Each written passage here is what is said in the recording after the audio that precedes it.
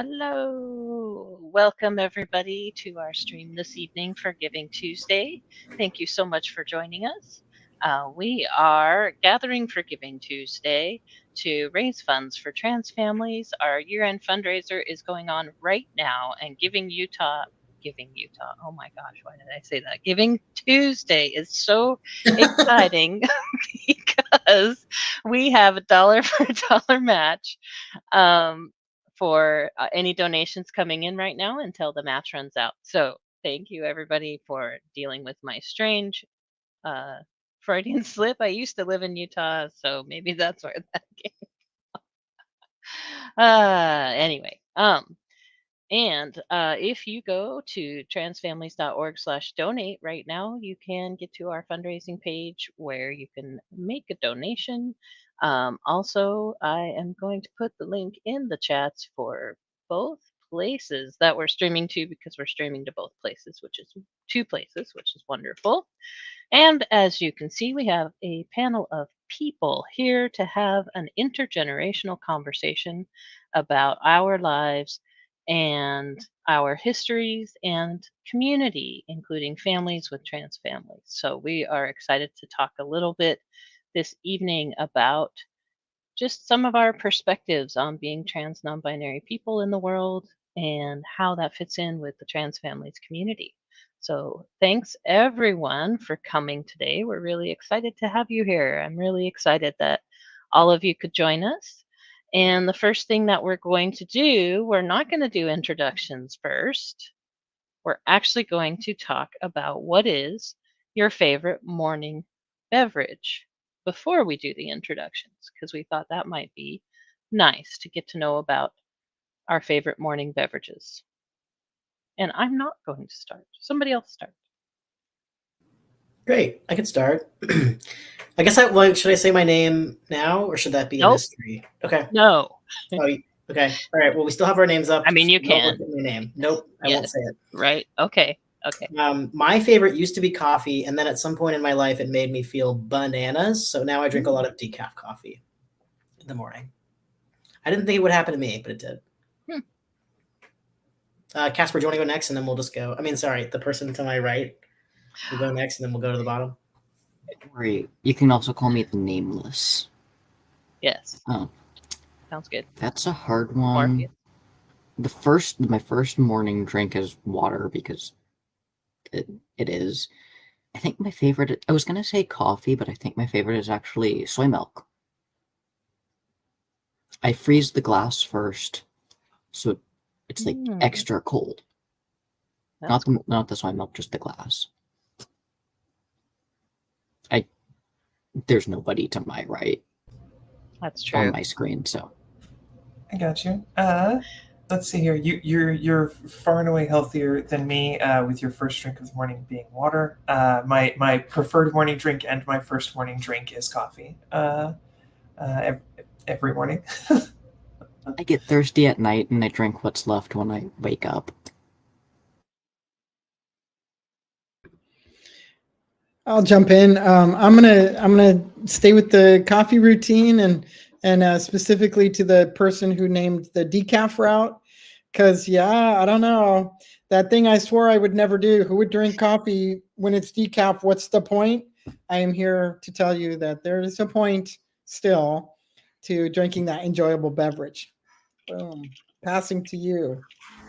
Yeah, I am definitely I drink caffeinated coffee every morning. I do a double shot of espresso with like the tiniest amount of milk imaginable in it. And it's the best. I love it. I didn't used to be that way. And then it grabbed hold of me and I couldn't let go. Cool. Yeah, I love a cup of coffee. I have coffee in the morning, but 1 cup. I do 1 cup of coffee. And then I do a cup of black tea, usually Earl Grey. And then I drink just herbal tea or water from then on. Is it tea Earl Grey hot? It is. It is. And we actually have those mugs. We have the tea Earl Grey hot mug. So I can drink my tea Earl Grey hot in one of those mugs, but I just drink it in the mug I had my coffee in. So I'm terrible that way. But we do have the those ones with the little black handle thing in their glass. We have those. We don't have a replicator though. I wish we did. Oh well. Thank you everybody for answering the questions that we had. And thank you again for coming to our stream. The next thing we're going to do is actually introduce ourselves. So we're going to go around and say your name, your pronouns, any words you use to describe your gender if you'd like, and how you came to be involved in community work.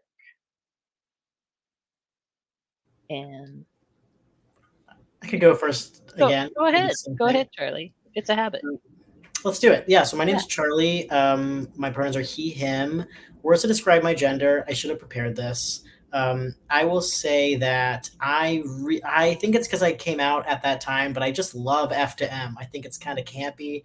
Not everyone likes it, but I think that I have like a nostalgic feel for F to M. I think it also just describes my gender more accurately than man. I like trans masc a lot. So the word man is correct, but it's not the most correct for me.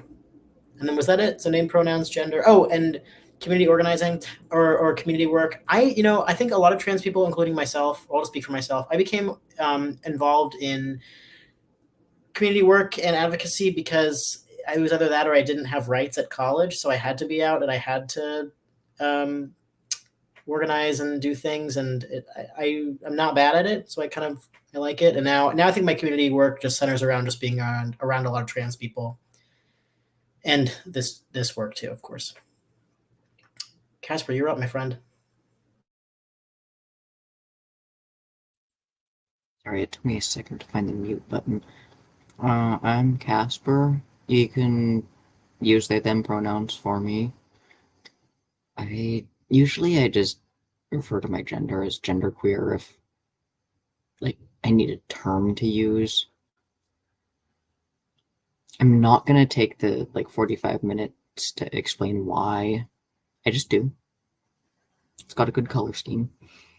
And how I got involved was actually through trans families. When I came out as a teenager, my parents found this, and I started to go into the support groups, and the older I got, the more I sort of started to turn into the person there who answers all the younger people's questions or the recently come out people's questions, and I didn't want to stop, and I liked it and ended up in the Titan program here, and now I work here. And I'll quickly say too that Titan is one of our youth programming. It's our youth leadership development program. It's called TYTAN. It stands for Trans Youth Taking Action Now. And yeah, Kaspar is one of our awesome folks who have gone through it and happened to stick around as well. So we're really thankful Kaspar is still here and that you went through that program. Hey everybody, I am Samantha. My pronouns are she and her. Similar to Charlie, in the words to describe my gender camp, I use trans femme specifically. Like woman is correct, trans woman is correct. I just say trans femme most of the time. It's kind of directional, like the direction I aimed for when I started all this, and I just trans femme is the one that feels the most comfortable to me. I got involved in community work. I was out as bi and queer when I was a teenager, but I came out as trans in 2016. So if you remember 2016, there was a lot going on, a lot changing. It was very easy to get involved in activism and sort of protest movements back when I lived in Texas at the time. So there was a lot of stuff to get involved in, a lot of ways to get involved in, and so it was kind of easy to fall into this stuff. Yeah.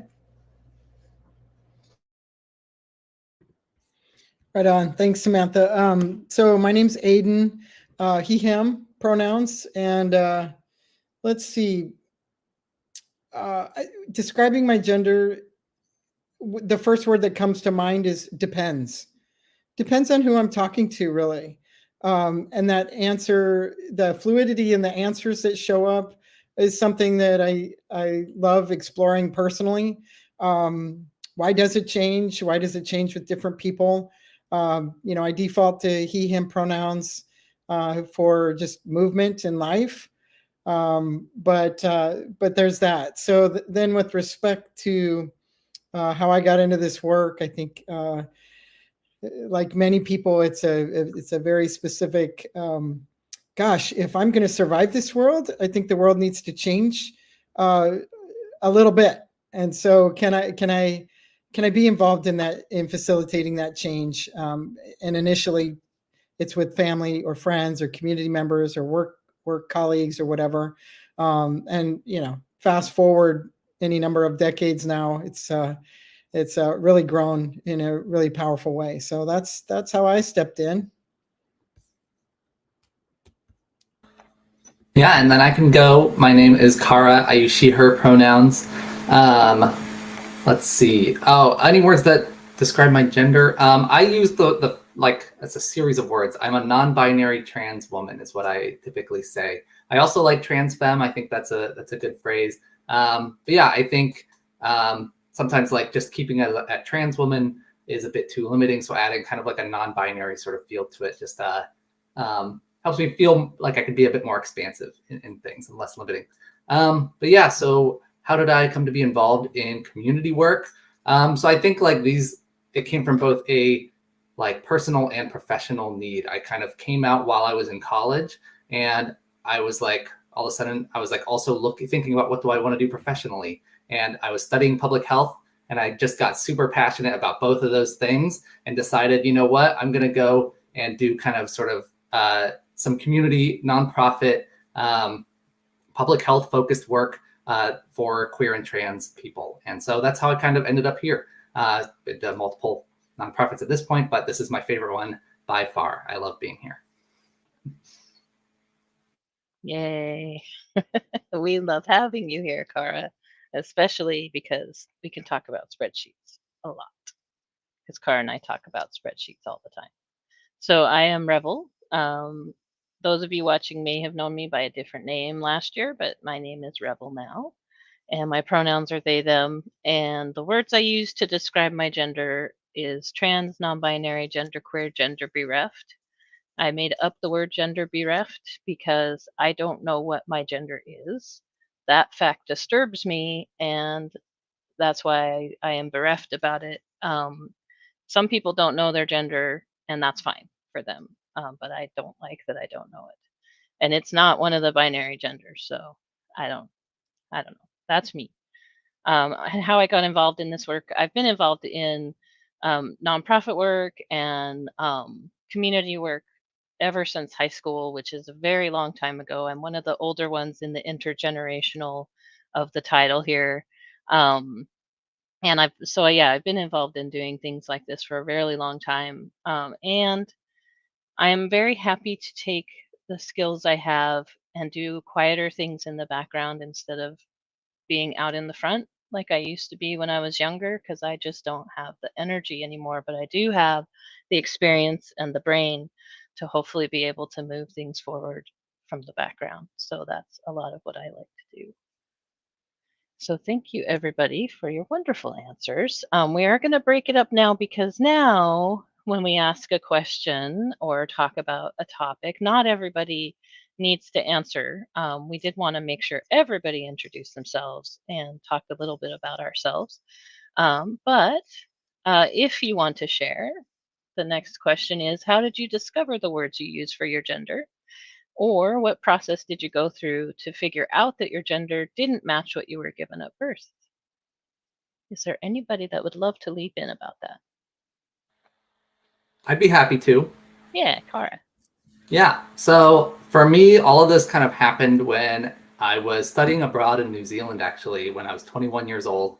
And I chose this like program where for the first 5 weeks we were on this like road trip around the North Island and doing all these things. And I didn't go there necessarily for the educational content, although I learned a lot while I was there. I went there mostly because I was trying to figure myself out. I didn't know where I wanted to go in life. I didn't know who I really was. And I didn't expect myself to come out as trans while I was there, but it ended up happening. And initially I came out as non-binary, and just as I came back to where I was living at the time in Ohio, I just kept, exploring my gender. Once I had opened kind of that Pandora's box, I kind of couldn't stop. And I eventually landed on just kind of feeling out what felt best to me. It was like the first time I'd actually asked myself that question: what words feel best to me to describe myself? And non-binary transgender woman was kind of just where I ended up. So that was kind of my process. Cool, thank you. For me, I was 12 and watching YouTube videos and discovered this concept that existed of like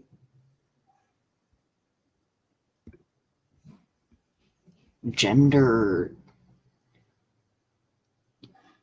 isn't just like some automatic thing, and had this like a sense of this just feels right somehow, but it's probably not me. Like that's probably like some other people thing, and couldn't like keep myself away from it and didn't want to.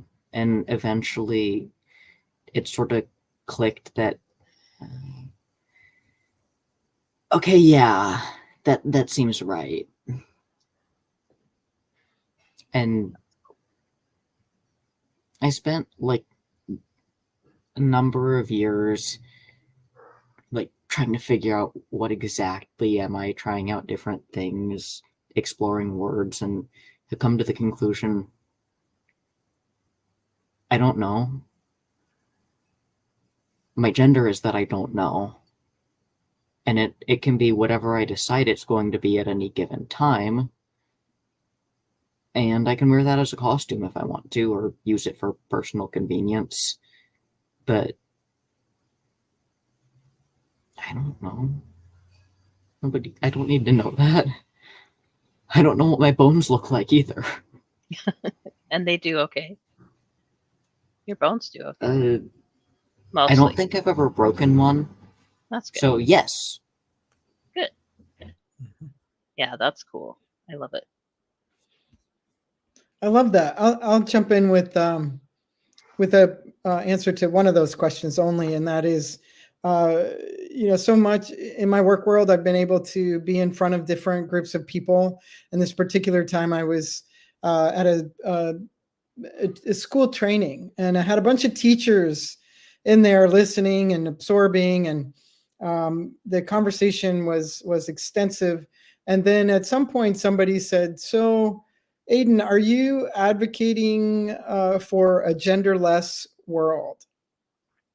And the room kind of froze. Like everybody was holding their breath.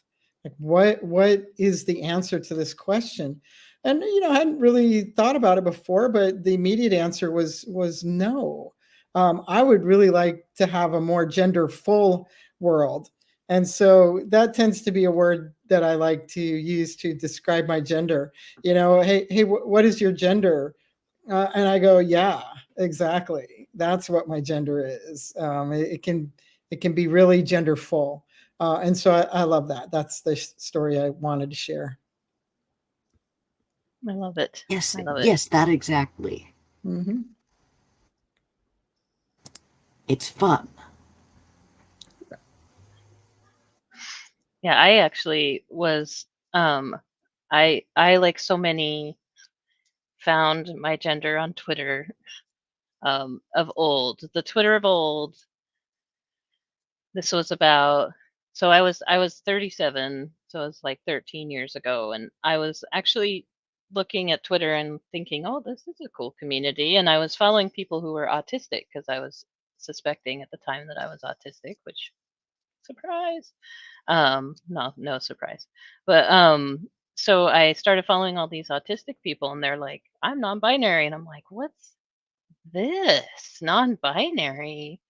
This matches too." And so it was really exciting to see other people that not only I could learn about strategies that were working that were working for me, that that helped me as an autistic person, but also um, the whole stuff about gender. It was just wonderfully, beautifully mind blowing.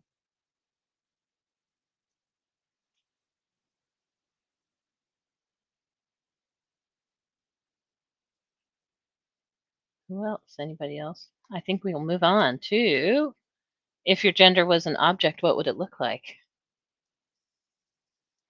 I have a completely ready answer for this one because it's going to be my next tattoo, which is a swirling purple glittery galaxy making a shruggy gesture.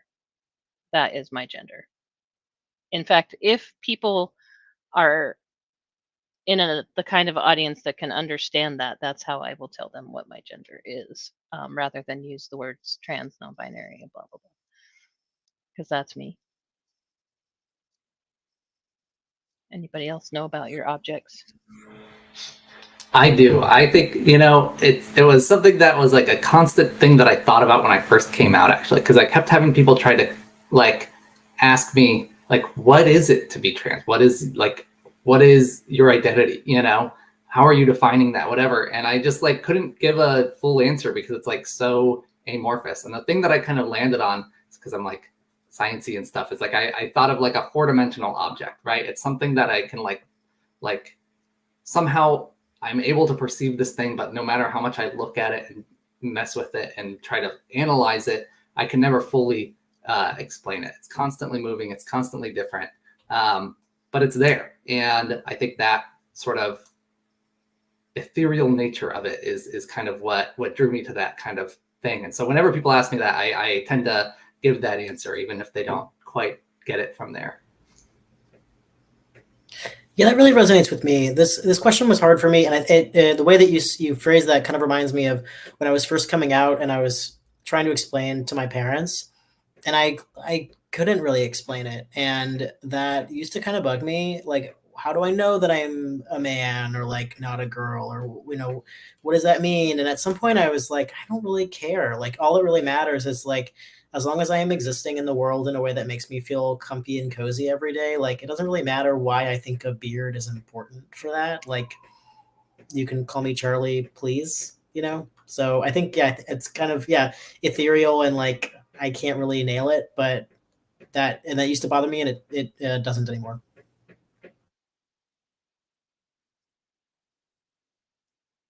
Cool. So next we're going to talk about coming out. We come out constantly in lots of different ways, as Aidan was saying earlier. Are there any stories that you'd like to tell about coming out? What fun stories have we got? I have one. I'll dive right in here.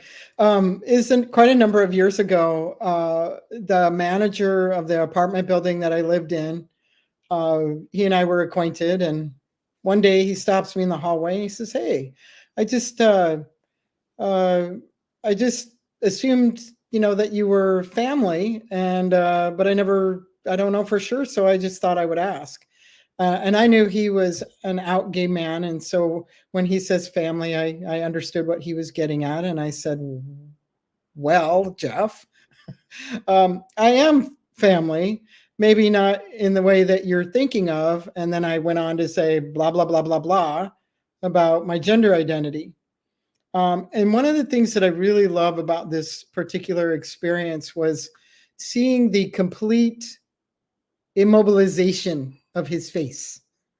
There was this thing that sometimes occurs where that there's a lot going on, but you don't quite know what. And so the face is immobile. And then he does this. He kind of like shakes it off and he goes, "What did you say?"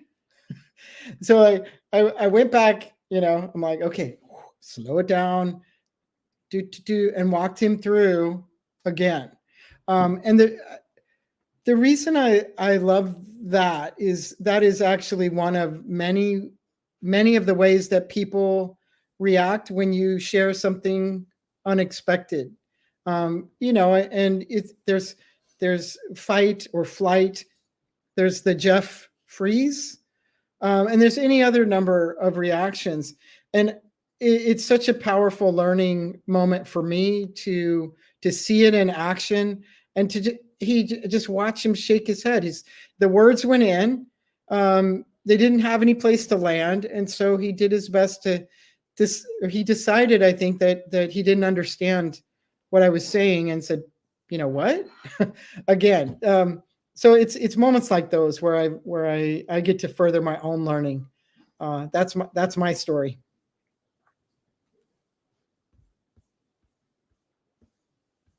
Thank you. Does anybody have another story you'd like to tell?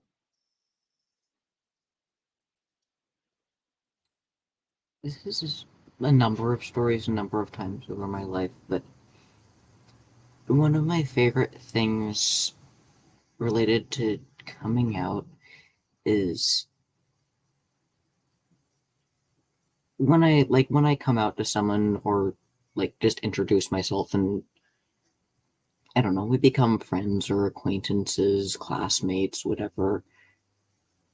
And then I get just a sense of sort of connection or familiarity, and then a year or two later they come out too. That happens so many times. And then both of us go, that was why. That happens all So the that's time. why we're friends. Yes. That one has happened to me many times. Absolutely. Thank you. So who would like to talk about a supportive mentor that you've had in your life at any age who made you feel safe to be yourself? I can. Let's see here. So when I was still living back in Texas, I had the pleasure of getting to meet a bunch of older queer and trans people who had been active mostly in New York in the 80s and 90s, doing activism through ACT UP and other organizations like that. And one of them in particular, Brian, he's a wonderful man. He's a cis gay man who's been out since long before I was born. I think long before most of the people on this call were born. He has been doing this a very long time. He's retired now, living in Texas on a farm. He's a very sweet man, and his approach to things now is that he lives this very quiet life on his little farm that he bought in Texas, and he comes into town in Austin to do activism once a month. He goes to meetings once a month to just keep his toe in it. And he would make coffee at every single one of the meetings. When we would all get together, Brian's the one making the coffee. He got there early. He's going to leave early too, because he doesn't want to drive in the dark. And he's going to have coffee with you when you first get there and talk with you. And I, at the time, am new to the whole being trans thing, trying to figure that out. I'm I'm showing up to these meetings in my denim jacket with all the patches on it, my combat boots. I've got the whole thing going. And Brian's there to just hand me a cup of coffee and just listen to me talk and just let me get out of my system, and then occasionally chime in with, yeah, I used to know somebody who dealt with that. And then he'd talk about somebody, and then years later I'd find out that he'd given an interview and it was in some book that he knew some famous trans person, right? And I'd find this out years later. But at the time it was just, oh, that's just Brian. Brian's this gentleman that hangs out at our meetings and lets us get it out of our system, lets us talk, and then says, yeah, you're not alone. I've known lots of people, even though it wasn't his experience. Just he's like, I've known somebody who went through this. I've known somebody who was dealing with this at one time in my life. And being able to make you feel less alone. He was a fantastic mentor for a lot of years. Yeah, talked to him recently. He's doing well. So. Oh, that's wonderful. Yeah. That's wonderful. Anybody else have a notable mentor? I would say that one of the most notable mentors I had was I was also newly out at college. It was my senior year. I was trying to make friends with all the queer people at school and all that stuff, because I wasn't in that community before. And I ended up taking this queer art class where we did printmaking and all these different things. And the professor Professor Abram was his name. He was always teaching us about the history of queer people. And he was just this really amazing man who got me to a place where I was able to express myself and express a lot of those really big feelings that I was having as a newly out person who was, like trying to figure out relationships now and trying to figure out who I was as a person. And he just made this like unbelievably safe space for and created an outlet for me to be exactly who I wanted to be. And I think I'm, always going to be grateful to have someone like that who was available to me at that time. Absolutely. I mean, that's so important. It's so important. So I'm actually going to quickly talk about why we're here, which is raising funds for trans families, because it reminds me, Cara, about that, many of the people in our groups, the facilitators who facilitate the parent and caregiver groups, and the youth leaders who and the youth volunteers who lead the youth support groups are those kind of people for our parents and caregivers and our youth, trans non-binary youth in the server, who are those mentors that just let people be exactly who they are, work through stuff exactly as they need to. So it really highlights to me, like, we're here raising funds for our um, next year, 2024 trans families programs, and we're trying to raise $130,000 this year. Not all of it today, but if you want to give it all today, I will happily take the rest of the year off. But okay, we can't do that. But we do have a dollar for dollar match this year, and so we are excited about that. We have a dollar for dollar match until it runs out, and I think we have 30 something thousand left. So please donate to our year-end fundraiser. Give a Spark is the name of the fundraiser, because we all work together to light the path ahead for parents and caregivers of trans non-binary youth and children, and many sparks make a big light, and that's what our fundraiser is about, is making a big light. So thank you, everybody, for joining us today, and please continue listening as we go through the next part that we're going to talk about, which is kind of something we've talked about some of this already, but if anybody has any stories about what motivates you to do this community work, or something that happened that really fed your soul in this work, because those moments, for those of us doing community work, those moments are so necessary to be able to continue. Does anybody have any stories about that?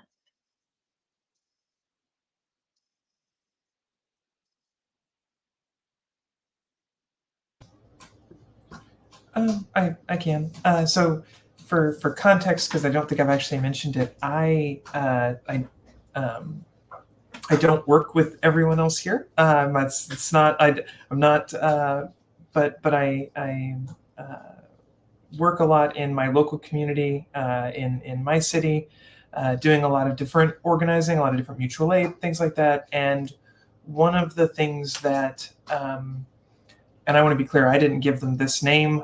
They picked it for themselves, but a group of like younger trans people who refer to themselves as the strays, because they maybe don't have family connections. They're usually a group that kind of runs together and hangs out together. And part of my work is taking care of them, making sure that these people who are 19, 20, 21, are getting, have someone to come talk to, someone, more than a decade older than them to come have tea with, have someone buy them dinner every once in a while, make sure they're taken care of, make sure they have meds and all that kind of stuff taken care of. And every time there's a young trans person sleeping on my couch, just like taking a nap, because they just had a big day. Maybe finals just happened and they just need a place to chill for a little while and they just want somebody to hang out with, they can come hang out at my place and get tea or coffee or whatever. and seeing someone just crashing on my couch, seeing someone just getting what they need, having those small moments of just knowing that someone's relaxing for a little while, sort of taking a weight off and being able to just unwind in a safe place. I saw the same kind of energy when I was in Texas with an organization that's local there called Out Youth that does like in-person youth hangouts for queer and trans kids. And you'd see the same thing there, where kids walk into a room and suddenly there's just all of that weight comes off and they can just say, oh, like, I'm here, everything's cool, everything's fine, and just be kids for a while, or just be young adults for a while, and just get to relax for a bit. And it's really great to be able to see that in those moments. And it's like, all right, let's keep it going. Let's keep trying to keep things moving, keep all the balls in the air, keep the organizing going, and let everybody have safe places to hang out. It's a really wonderful thing to see when you get the chance. Yeah, and that's actually a lot of what I was going to talk about was our youth community space, because that exact same thing happens. It's an online community space, and they come in and talk about whatever they want. And sometimes it is about being trans or non-binary, and sometimes it is about geese and how evil they are, or sharing their art, or they requested a channel called Puddles so that they could talk about sentient puddles in our server. And I love that they can come, and just seeing that is definitely one of the things that feeds me. Seeing youth being able to be youth, um, especially right now, it definitely feeds my soul, as we say. So, anybody else have a lovely story? Aidan, did you just unmute? I did. I thought you might. I know, like, surprise. Aidan's got something to say. That question got me very, very excited, because I'm thinking back to Gender Odyssey conference of days of yore, where we had different keynote speakers for even 2 or 3. And this was a year that I just thought, oh gosh, I have to do it. And I know that sounds weird, but I will speak to any group, anywhere, anytime, any figure, wherever, like Oprah, and not bat an eye. But speaking to the Gender Odyssey attendees, who I consider to be amongst my peers, my equals, and my leaders, my mentors, was overwhelming and terrifying for me. So I decided to do that. And, who knows what I said. I had some things to say, but I talked a little bit about my own journey, right, in life, from childhood onward. And there was a person in the audience that did not know I was trans, and nor did her mother know. She was about 9 years old, and I'd known her. I'd done work at her school, sweet, shy thing. And I got an email that same night of a very lengthy 4 or 5 full days of conference activities. I got an email that night from her mom saying how they both didn't know that I was trans, and and the conversation that they had. And the reason I bring that up is because at the conference, there was an opportunity for some young kids to be filmed, either just showing, just part of them if they wanted to keep their identity private, or speak on camera or whatever, and just share a little bit of their story. And so this little gal was leaning in and kind of interested, but also very nervous. She didn't want people to know that she was trans. And so guess what? That email, mom reported to me that I spoke with my daughter tonight. We talked about it so much, and she's so excited. She wants to go to the conference tomorrow and do that video, and she wants to show her whole self to the world.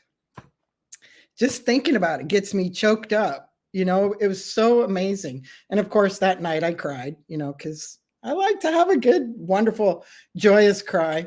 And guess who has teetering on 7 million followers on TikTok now. That same sweet little girl who's grown up to be a 6.6 brilliant, million. amazing young woman who is sharing her story in ways that we can't even begin to imagine the impact and reach that she'll have. So, yeehaw.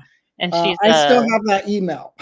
yeah, I bet. And she's Yeah. an HRC youth ambassador now. Yeah. Yeah. Oh, and Go almost beyond 1 Ray. million followers on Uh-huh. Instagram too. Yeah. I was just looking it up. Yeah. Yeah, she's pretty neat. Yeah, I think like staying in community can be. I don't know. I'm sort of laughing at myself. I think there are two ways that I'm looking at it. One is that I have also had really similarly like rewarding moments where younger trans people have. I'm the first person they've come out to, perhaps, or they've said really amazing things about like what me as a possibility model has meant for them, and that's been really really rewarding. But I think so, I don't quite know how to say this, but I think at the same time, like it would be harder to leave community. It like sort of like it's harder to frown than to smile. Like I feel so ingrained and involved in this community, not just because I am trans, but also like this is my community. Like it would be harder for me to start going to spaces where trans people are not the norm or are not in a majority, or at least people are not, like strong allies to trans people and introduce themselves with their pronouns or whatever. And so I think like, I'm thinking about this, like I stay in community, yes, to support younger people, but also like it's easier for me because it's more fun. So I don't know what to do with that. I mean, I feel very much the same way. Like,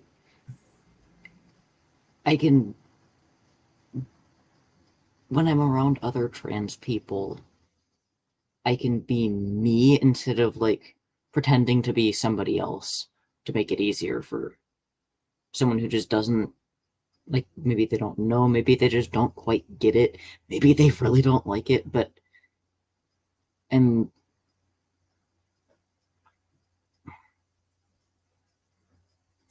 otherwise it feels sort of like having to dress up in like a formal clothing or something.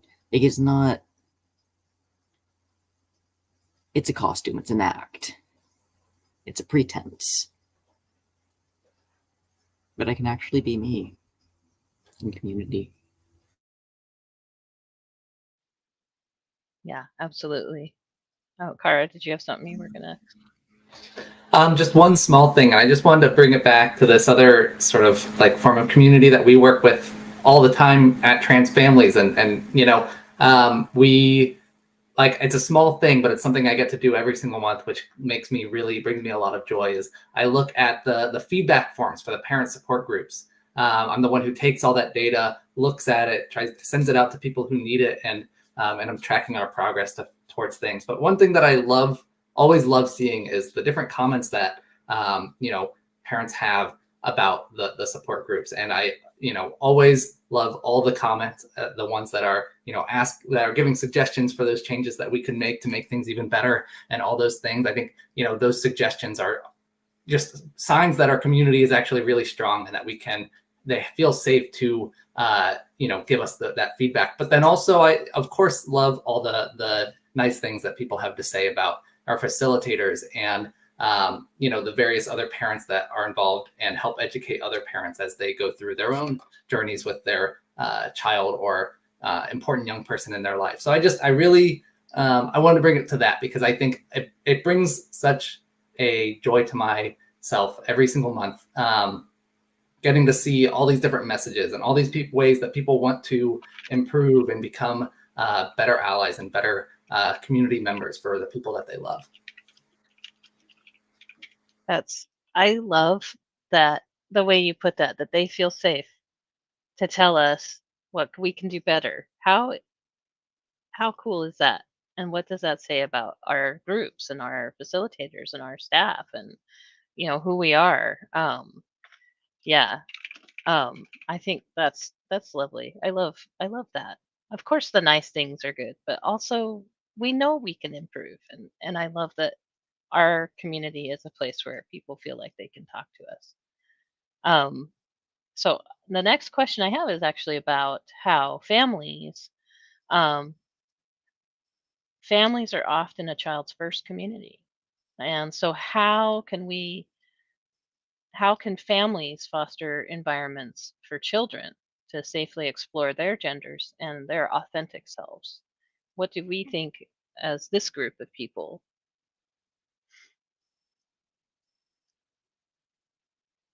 Who has something to say about that?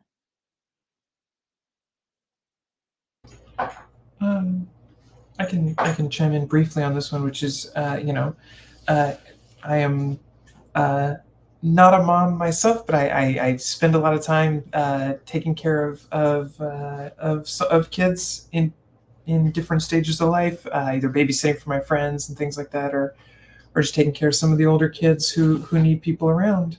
And one of the things I think that I had to realize, especially when I started babysitting like my friends' kids who are trans, is that their parents don't always realize that your kid is letting you in on the joke. I think there's a tendency, and understandably, to treat gender as a very serious topic. When a kid brings it to you and says something about their gender, there's this want to like treat that very seriously and very earnestly, and to not always realize that sometimes it's also a joke. Like, we joke about gender all the time. I think all of the trans people on this call can probably agree with me. We make jokes about gender pretty often. And if you're a parent, your kid does too, almost certainly. And that's good and fine. And also sometimes there's a tendency to want to treat these things really seriously. Like, oh my gosh, my kid just said something new about their gender. This must be like a new part of their identity. And it's like, no, your kid's making a joke about geese. I don't know. That's okay. That's fine and normal and good. And so just being mindful of the fact that your kid's letting you in on the joke, and that's a good thing and a really wonderful thing. And sometimes that's okay. And walking that, it's a line to walk, but I think it's a thing that I've watched some of my friends who are parents of trans kids struggle with. Is like, they're like, oh, my kid just said something new and I don't know what this new gender term is. And I'm like, it's not a gender term. Your kid's messing with you. Like, it's fine. Your kid's just having fun. Your kid's 12 and having fun. It's okay. It's all okay, I promise.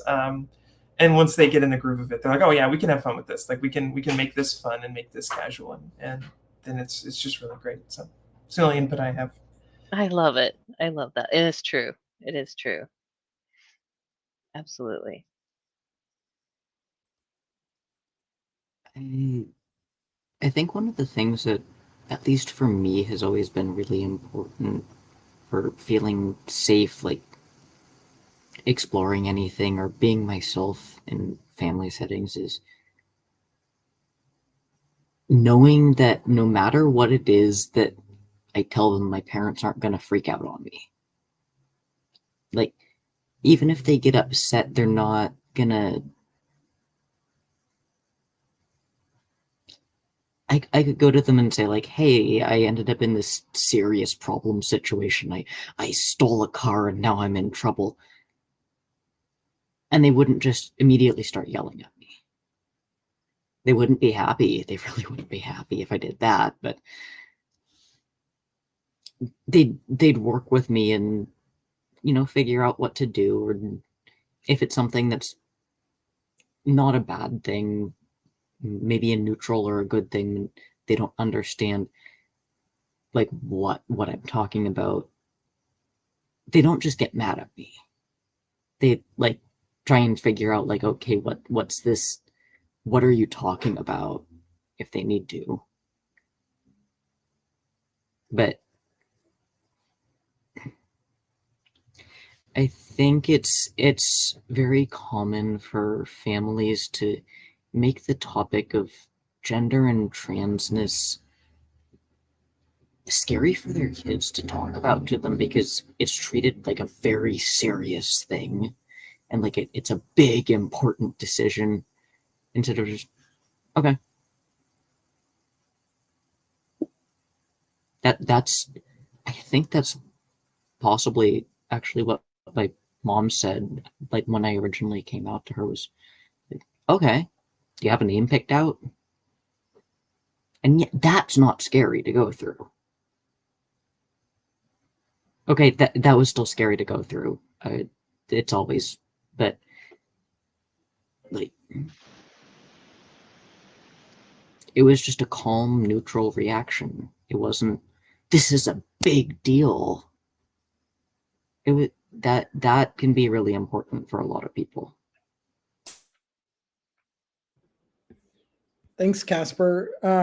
I agree, and I think I'm thinking about a conversation I had right before our time together here with a family who I've known for many years, and she said something that is just so powerful. She said that what her trans daughter did was change the whole family. There's at least 7 of them in the immediate family. Change the whole family for the better. Made them closer, tighter, more loving. She talked about that haven that is her immediate family, and she said, and I can't remember if the kid's the youngest, but definitely one of the younger kids. My younger kid did that for us, simply by being her authentic self. And I just thought that was pretty dang amazing. So I'm going to borrow, if I may borrow your name, Revel, that would be the advice I would give to families. Revel in your child and all that they're bringing, because you have no idea the gifts that are going to be packed full in that from that child, and what that will do for all of you. Period. End of sentence. I certainly don't mind you using my name for that. Yeah. And I agree. Yeah, absolutely. Well, so actually, I have one more thing to add. Go ahead, Kaspar. If your kid or other family member says something and or tells you something about himself and you're unsure about it in any way, ask them. Like, if you don't know, so what exactly is this trans thing, or like what pronouns do you want me to use with grandma? Is it okay if I tell the extended family? Ask them. It was hard for me to bring up. That I've heard that from a lot of other people too. And always just ask. If you want to know and you don't know, ask. It solves so many problems. Yeah. And if you want to process things about your child, you can come to our groups, and that's where you can talk about that if you're not sure how to ask or how often to ask or things like that. We talk about that a lot. A lot of parents, I facilitate the parents of non-binary youth group, because not only am I a trans non-binary person, my kid is also trans. So I have that unique experience of being a parent of a trans kid, as well as a trans person myself. And my spouse is also trans, so we're a full-on trans family. And I see that all the time in our parents groups, where they say, I don't want to badger them with stuff, but I really want to know this. I really want to know what they want me to say to grandma, or do they want me to do it, or do they want to do it, or depending on their age, like sometimes they want to do it, sometimes they don't. And we talk about a lot of that in our groups as well, because a lot of people need to try to figure this stuff out, and it's hard to figure out. Some of this is kind of leading into our last question for the evening, which is, what advice do you have for anyone who may have a trans non-binary young person in their life? Where we talked a little bit about family, but also teachers, social workers, anyone who might interact with gender diverse young people. How can those adults support trans non-binary children? I don't know if anybody has anything they might want to say about that. I mean, I think for me, thinking about this question, I'm thinking about adults that were really supportive to me, or environments that I knew were supportive. And ultimately that came down to those environments just being supportive in general, right? Like, I came out to English teachers in high school because they were really nice all the time, and they had really supportive environments in general. I didn't have a single teacher that said I support trans rights, and then I came up, then came out to them like that. That wasn't happening. I just knew who the allies to youth were in general. And so I think, in the same way that, like, I think Kaspar was just saying about keeping communication open, and just being a generally supportive person, that really goes a long way.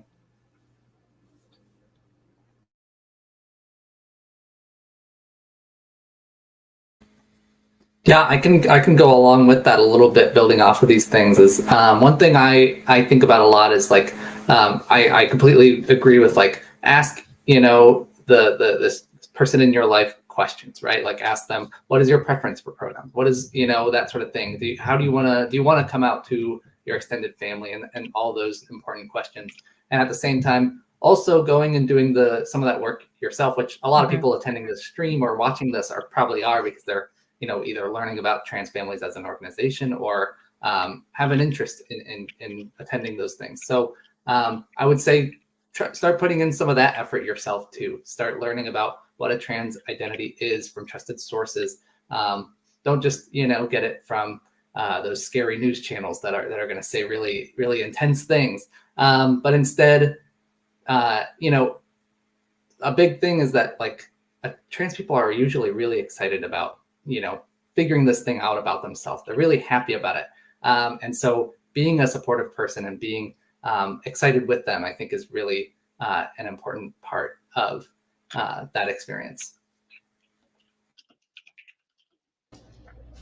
For sure. And I think just to like carry that thought on as well, one thing that I would recommend to anyone who's going to be interacting with trans people, which is everyone, but in the context of this call, anyone who's specifically going to be interacting with a lot of trans youth, is to read trans books. And I don't just mean like books for trans parents, like books talking about being a trans. I mean books by and for trans people, like see that perspective of things. And I thought it'd be rude to just say that and not make any like concrete recommendations. So I have two. One is youth, like teen focused, which is a book called Quantum Teens or Go. It's a graphic novel. It's very short. It's very good. Trans woman protagonist and her boyfriend. And it's a great little like teen, adventure story. It's a very quick read. Highly recommend it, even if you're an adult or a parent or a social worker or whatever, and you're interested in understanding like how do trans people write about themselves as teenagers. This is like an adult trans woman going back and writing a story, a fictional sci-fi story about a teenage trans woman. And the other one is a little heavier. It's There Should Be Flowers by Jennifer Espinosa, book of poetry. Highly recommend this for any adults who want to understand the experience of being a trans teenager. This is, again, an adult trans woman writing back about, in some cases, about being a teenager, and in some cases about being an adult. And if you want a good perspective in a very quick, very, very short book that has a very good perspective on trans, I think it's a really good place to start, sort of looking for trans stories. Thank you for that. I always love books for my book list. I mostly read queer and trans YA graphic novels, and yeah, young adult fiction, and because I like being reading lighter things. I like reading something that it deals with deeper issues. A lot of them, some of them are still dealing with a deeper issue, but I love that it's not a textbook or something like some adult like fiction and stuff is. I mostly just read YA stuff, lots of like Aidan Thomas and like Cemetery Boys, and I'm rereading Rick Riordan right now, actually. That one's fun. But I also recommend a lot of our parents the Trans Teen Survival Guide, and recommend that you get it for your kids and read it because it's written by trans people, and it will help you understand a lot of that. Aiden, do you have a book recommendation? Do you have any books to recommend? We're talking about books. Do you have anything to recommend? You're on mute.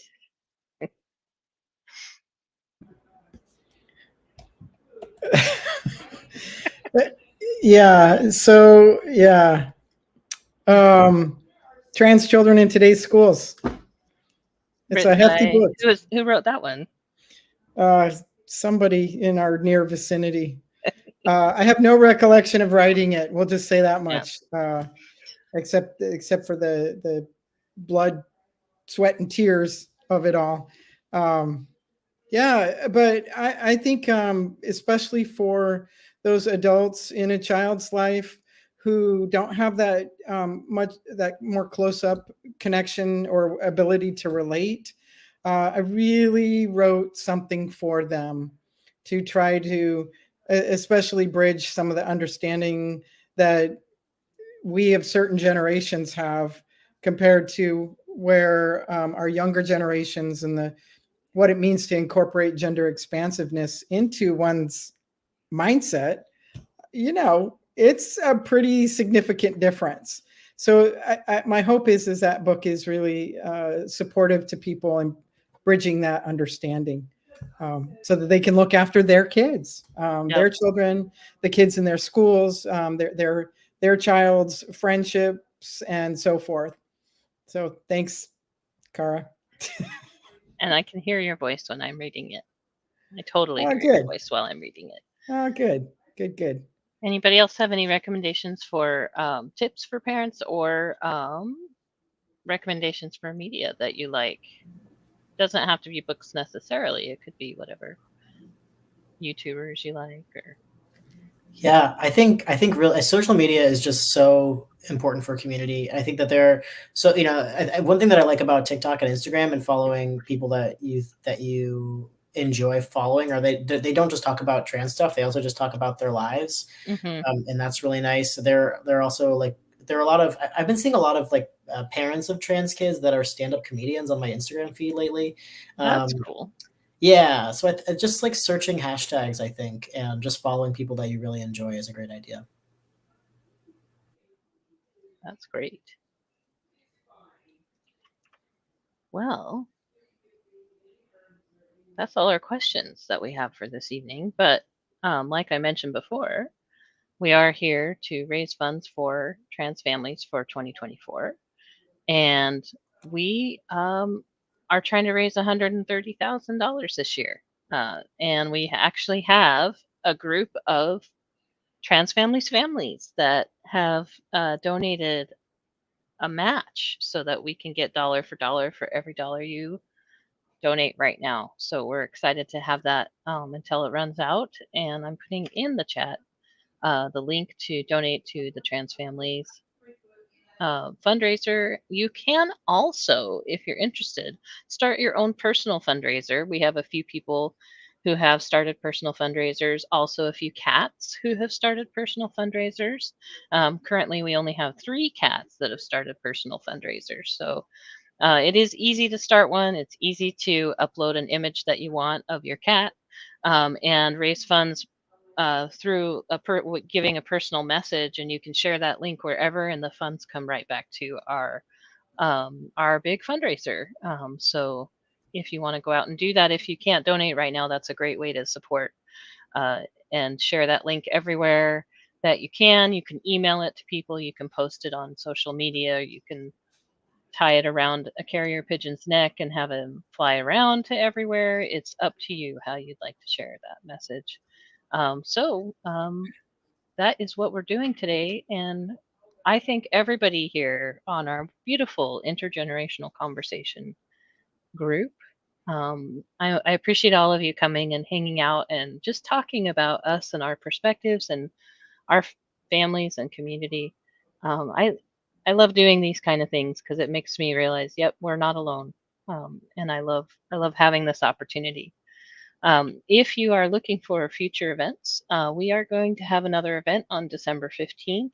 That will be a live stream with a parent perspectives on and some youth perspectives as well on trans families and being families.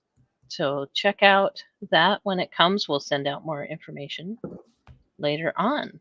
But for now, thank you everybody for coming.